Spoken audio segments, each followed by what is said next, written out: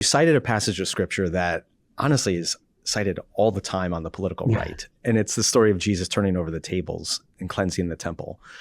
You talked about how Jesus entered into the seat of power and started flipping over tables of injustice. And you said it's time for us to start flipping tables as well.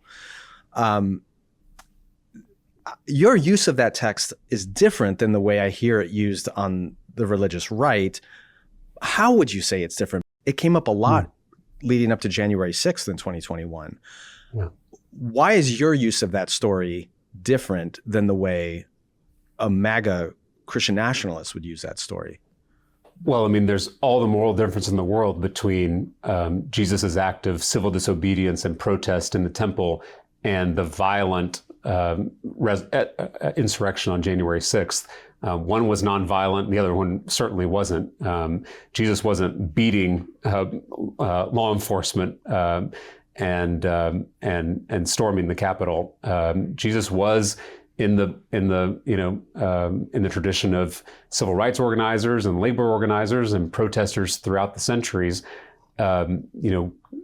using direct action to highlight an injustice and move people toward their own direct action.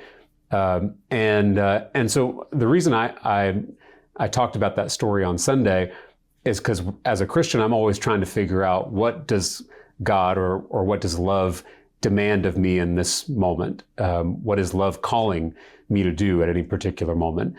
And I think on my side of the aisle, there's been this feeling that, love requires us to be polite to everyone.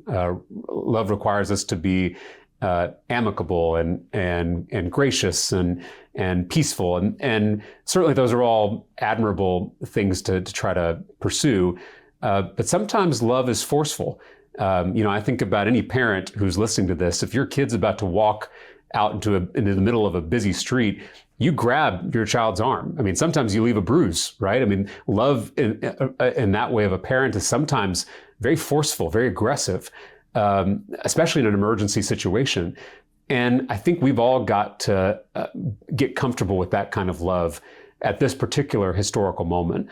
It's going to require an aggressive posture, but that aggression has to be rooted in something a lot deeper.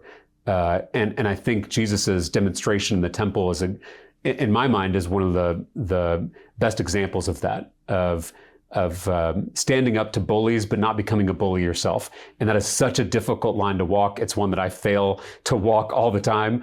But it is one that we should strive for, standing up for ourselves, most importantly, standing up for others, while still being true to your values, to your principles, and to that love that binds us all together. Your description of a parental sort of tough love, willing to grab the arm of that child before he runs out into the street is, as a parent myself, of course, we all would affirm that.